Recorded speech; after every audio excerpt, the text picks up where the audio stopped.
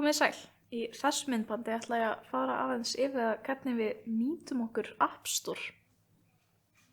Til þess að opna App Store þá ýtum við á bláa takkan hérna með hvítu A þar sem stendur undir App Store. Þá opnast skjár sem ekki ósvipaður þessum. Athugið að til þess að ná í upp eða leiki í App Store þurfum við alltaf að vera nettengd.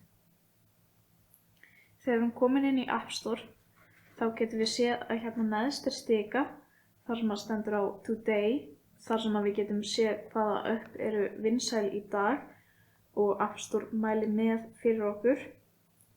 Í Games sjáum við leiki og afþreyingarforrit.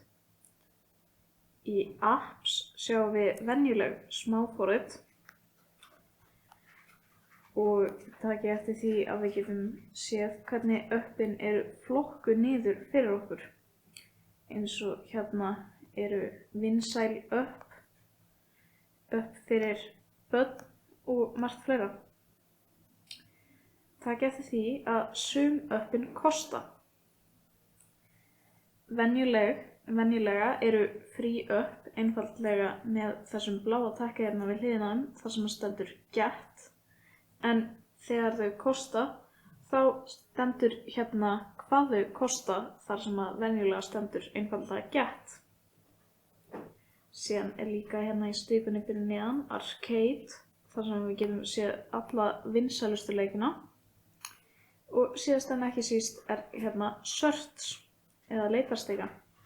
Sjáum að hér efst birtist þá leitarstika. Og ef við smellum á hana getum við leitað að hvaða forriti sem er.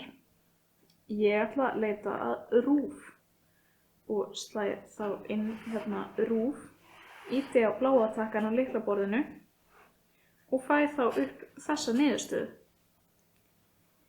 Ég get séð að bæði fæ ég fyrst upp hérna RÚV appið og svo fæ ég einnig forrit sem að App Store telur vera tengd RÚV.